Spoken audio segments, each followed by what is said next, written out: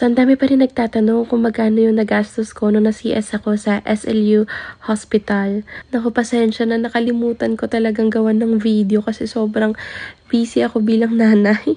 Akala ko din makakalimutan nyo na.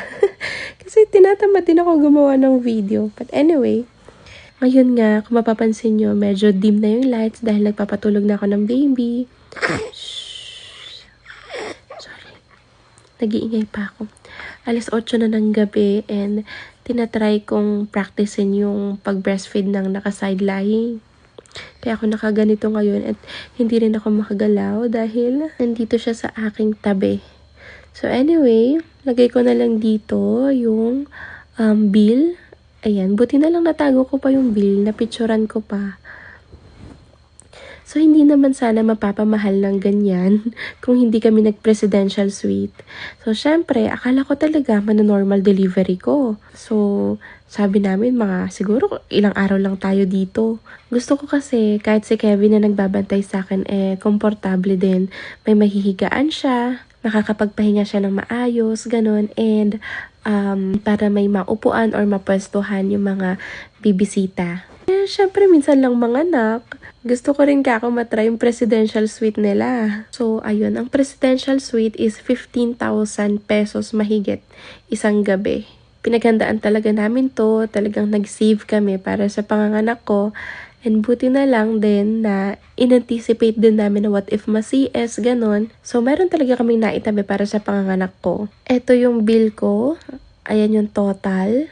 Medyo mabigat talaga sa bulsa dahil hindi ko nga na-expect na masi-CS. Mura lang sana yan kung na-normal ko si baby. Pero okay na yan. Natapos na, nairaos ko na. Yan ay bill ko lang po yung 220,000.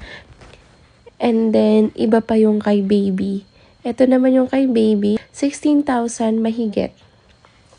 Nalala ko tuloy nung nasa SLU Sacred Heart kami. Grabe yung asikaso, ang ganda ng service, ang ganda ng room. Ang babait pa ng mga nurses and doctors. So, syempre, kapag magkakababy ulit kami, sa SLU pa rin. Dahil taga Baguio rin naman kami. And of course, loyal ako as Louisian. Parang kailan lang nung nagjo-duty ako dun sa hospital na yun bilang estudyante. Tapos ayun, habang nanganganak ako, may mga student nurses din na nag-aalaga sa akin. Wala lang, naalala ko lang yung sarili ko nun. So, ayan, all in all, ang gastos naming dalawa ni baby, nasa 236,000 pesos. Isa kasi talaga yung SLU Hospital dito sa North na talagang kilala pagdating sa quality care, quality service. Ayan, sa totoo lang, ang dami na nagbago sa hospital na yan. Napakaganda na, may mga bagong buildings, maluluwang na mga rooms. Hindi mahal.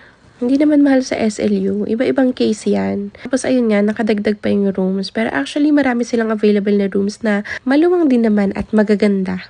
Sana nasagot ko yung mga questions po ninyo. Kasi lalo na nung kapapanganak ko pa lang, ang daming nag-DM, ang daming nag-email.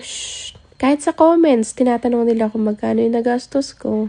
Yung iba guys, taga Baguio din naman talaga. And siguro manganganak din sila. Yun lang. Bye!